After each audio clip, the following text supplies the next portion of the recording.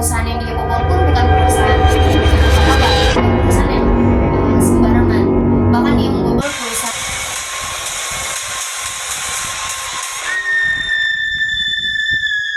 Halo guys, assalamualaikum warahmatullahi wabarakatuh. Perkenalkan, nama saya Anissa Amelia Putri. Saya mahasiswi dari Universitas Matlaul Anwar Banten, Fakultas Teknologi dan Informatika, Prodi Sistem Informasi. Jadi tujuan saya membuat video kali ini adalah untuk menuntaskan tugas akhir pada mata kuliah UU ITE atau biasa yang disebut dengan Undang-Undang Informasi dan Transaksi Elektronik.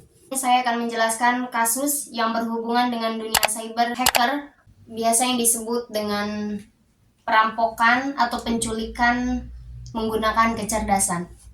Sudah terlihat seperti deskripsi di bawah bahwa saya akan mengulas kasus yang berjudulkan dari hacker Yogyakarta yang berhasil membobol 31 miliar dari perusahaan Amerika Serikat.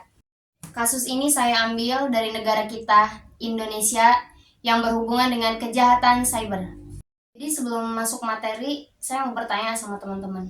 Apa sih yang ada di pikiran teman-teman ketika teman-teman mendengar kata cyber atau kata hacker? Apa yang teman-teman pikirkan? Ataukah berpikir penculikan online, pembobolan data, atau sesuatu yang wah itu pekerjaan atau profesi yang keren gitu menurut teman-teman? Apa yang teman-teman pikirkan ketika teman-teman mendengar kata cyber atau kata hacker? Jadi cyber sendiri itu merupakan sebuah media elektronik dalam jaringan komputer yang banyak dipakai untuk keperluan komunikasi satu arah maupun timbal balik secara online atau secara tidak langsung. Guys, tanpa berlama-lama kita langsung masuk ke materinya. Oke. Bahasan yang pertama itu kita masuk kepada biografi atau asal-usul hacker Yogyakarta ini. Hacker yang satu ini berasal dari Sleman, Yogyakarta, dengan berumur 21 tahun dengan inisial bernama BBA. Hacker ini pun sudah berkeluarga, ia sudah mempunyai istri dan anak, pun tinggal di rumah kontrakan. BBA ini dan istrinya ini adalah seorang introvert. Menurut tetangga sekitar, BBA dan istrinya ini jarang melakukan bersosialisasi dengan masyarakat lainnya atau seperti tetangga-tetangga pada biasanya. Bahkan BBA ini adalah seorang pendatang dari desa Dusun Biru, desa Trihanggo, Kabupaten Sleman, Yogyakarta. Dari keahliannya membobol data-data milik orang lain atau milik negara lain, ia bisa mendapatkan nominal yang cukup menakjubkan ya, yaitu sebesar 31,5 miliar rupiah. Itu baru yang ada di tabungan loh guys. Perusahaan yang dia bobol pun bukan perusahaan yang abal-abal, bukan perusahaan yang sembarangan. Bahkan dia membobol perusahaan Amerika. BBA ini adalah orang Indonesia, dia tinggal di Indonesia, bekerja di Indonesia, dan bahkan dia pun melancarkan aksinya itu dari negara kita, di Indonesia. Salah satu kejahatan cybernya ialah meretas perusahaan di San Antonio, Texas, Amerika Serikat. Apa sih sistem yang BBA gunakan dalam meretas atau membobol data-data milik orang lain? Berdasarkan keterangan dari kepolisian, peretasan tersebut dilakukan dengan modus serangan program jahat atau virus komputer dengan jenis ransomware. Jadi kalau kalian yang belum tahu, ransomware itu adalah virus. Ransomware adalah nama dari kelas malware yang terdiri dari dua kata, ransom yang artinya tebusan dan malware, yaitu Badan Siber dan Sandi Negara. Menjelaskan tujuan ransomware adalah menuntut pembayaran untuk data atau informasi pribadi yang telah dicuri. BBA ini membeli ransomware atau malware yang mengambil alih kendali yang berisi cryptolocker di pasar gelap internet atau dark web. Kemudian ransomware tersebut dikirimkan secara luas ke lebih 500 alamat email di luar negeri. Salah satu korban yang menerima email tersebut adalah perusahaan di San Antonio, Texas, Amerika Serikat. Sementara ketika korban membuka email tersebut, maka software perusahaan akan terenskripsi. Hal inilah yang menjadikan kesempatan BBA untuk meminta uang tebusan kepada korban. Sebab jika ia tidak diberikan tebusan dalam waktu tertentu, maka sistem perusahaan itu akan lumpuh. Sistem BBA ini bekerja benar-benar jahat guys. Jadi mereka mengunci atau mengklok data-data milik perusahaan. Walaupun tidak main kekerasan ataupun tidak main fisik, sistemnya ini seperti penculikan karena ia mengunci atau mengklok data-data milik perusahaan. Jadi sistemnya ini seperti penculikan, guys. Penculikannya ini menggunakan kecerdasan tanpa melukai seseorang, tanpa melakukan kontak fisik ya. Tapi ada tapinya, guys. Walaupun menggunakan kecerdasan, ini tidak bisa dibenarkan ya. Karena ini adalah tindakan atau kejahatan kriminal.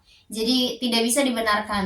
Akhirnya perusahaan ini pun mempertimbangkan permintaan atau tebusan yang disebut oleh hacker BBA ini. Dan BBA pun mengancam apabila perusahaan tidak membayar tebusan dalam waktu 3 hari, maka hacker BBA ini akan mematikan seluruh sistem atau data-data perusahaan tersebut. Yang mana jika data-data itu dimatikan, akan besar kerugian yang akan dihadapi oleh perusahaan tersebut. Lebih besar kerugian daripada tebusan yang hacker BBA ini tawarkan. Dan akhirnya mereka membayar hacker dan mentransfer dalam bentuk Bitcoin. Dan akhirnya BBA ini mendapatkan keuntungan. Kan BBA ini menjalani profesinya itu selama 5 tahun dengan keuntungan mencapai 300 Bitcoin, atau bisa dirupiahkan itu sebesar 31,5 miliar rupiah. Guys, kebayang nggak kalau misalnya kita punya uang 31,5 M, itu buat apa, guys? Apa yang ada di pikiran kalian ketika kalian mempunyai uang sebesar itu? Itu benar-benar menakjubkan ya, guys. Dari usaha dari 5 tahun dengan profesi sebagai hacker, itu bisa mencapai 31,5 miliar selama 5 tahun. Dari sekian banyaknya uang yang dia dapatkan, ia gunakan untuk membeli sesuatu atau membeli barang-barang yang mungkin dibutuhkan. Bahkan memang mungkin ada beberapa ia membeli rumah, mobil, atau motor Harley. Bagian besarnya uang yang ia dapatkan itu diputar kembali untuk menjalankan jual beli bisnis lainnya. Apakah hacker BBA ini tertangkap? Jadi coba kita ulas. Next.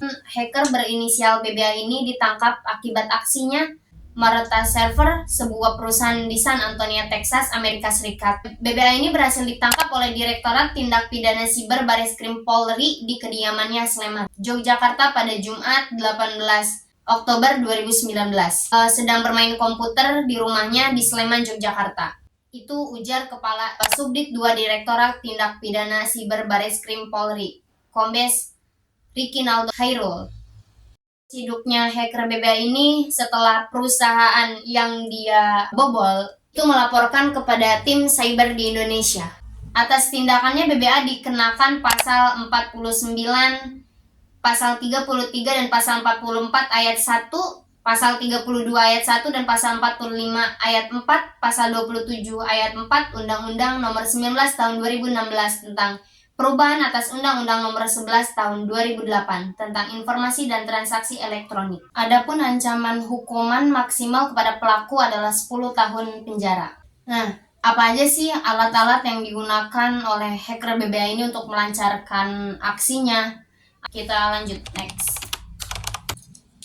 Menurut Kepala Subdit 2 Direktorat Tindak Pidana Siber Bareskrim Polri, Kombes Rikinaldo Hairul menjelaskan bahwa kepolisian menyita barang-barang atau benda yang melancarkan aksinya, seperti barang bukti yang diamankan meliputi laptop jinjing, 2 unit ponsel identitas pribadi, 1 kartu ATM BNI, 1 unit rakitan CPU, dan sebuah moge atau ketika ditelusuri oleh pihak polisi, BBA ini selain membobol perusahaan di San Antonio, Texas, ia juga membobol kartu ATM atau kartu kredit agar ia bisa berbelanja online dan juga berjual beli saham dan uang asing. Yang menjadi pertanyaan, dari mana sih hacker BBA ini belajar dunia hacking? Dari mana sih dia mendapatkan ilmunya tersebut?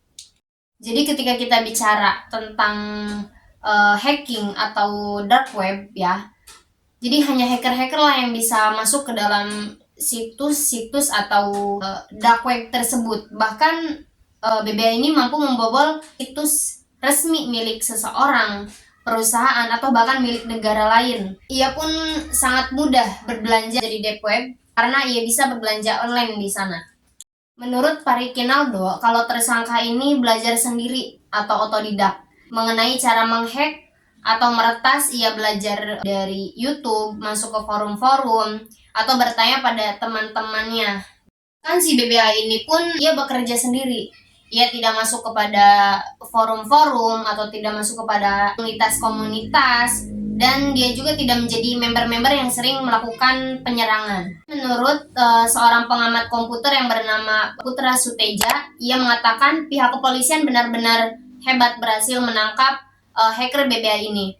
Karena kebanyakan kasus hacker yang menggunakan ransomware itu tidak gampang atau tidak mudah untuk ditangkap dan susah untuk terdeteksi pula. Dan kebanyakan hacker yang menggunakan sistem ransomware ini mereka tidak hidup di satu tempat. Jadi nomaden, yang artinya mereka itu berpindah-pindah. Jadi ketika sudah melakukan peretasan atau sudah melakukan kejahatannya, kemudian mendapatkan uang, maka mereka akan berpindah-pindah tempat. Bahkan bisa jadi mereka juga berpindah negara, bukan hanya di negara tersebut atau di kota-kota tersebut berpindah-pindah, bahkan mereka pun bisa berpindah negara. Menurut Pak Ardi juga, beliau bilang puncak dari kejahatan gunung es ransomware di Indonesia. Menurut beliau, BBA ini adalah salah satu hacker yang paling jago pada hacker-hacker lain yang menggunakan sistem yang sama atau sistem ransomware tersebut. Nah, jadi kesimpulannya guys, perbuatan apapun yang merugikan orang lain, bahkan dengan kecerdasan sekalipun, itu tidak dapat dibenarkan ya. Apalagi ketika kita mempunyai hobi atau mempunyai kemampuan gitu yang bisa masuk pada server-server ataupun situs ataupun juga sistem pribadi milik orang lain, kita tidak boleh melakukan itu. Karena itu bisa sangat-sangat merugikan orang lain tersebut. Bahkan kejahatan hacker menggunakan ransomware ini adalah sebuah tindakan yang cukup serius yang harus benar-benar ditangani oleh pemerintah dengan segala upaya, karena dampaknya itu bisa meluas. Contohnya seperti kasus yang saya bahas kali ini, ialah kasus BBA ini merugikan negara lain, yang mana bisa memancing amarah perusahaan mereka terhadap negara kita, cuman gara-gara seorang hacker. Cukup sekian dari saya, yaitu kasus menceritakan tentang hacker Yogyakarta yang berhasil membobol 31 miliar dari perusahaan Amerika di San Antonio, Texas. Sekali lagi saya harap semoga kasus ini bisa memenuhi tugas akhir saya untuk mata kuliah UU ITE. Mohon maaf kurang dan lebihnya. Wassalamualaikum warahmatullahi wabarakatuh. If a picture paints 1,000 words, then why can't I paint you? The words will never show that you I've come to know. Lucu banget guys. Lagi tag video ada yang jualan utang bulat.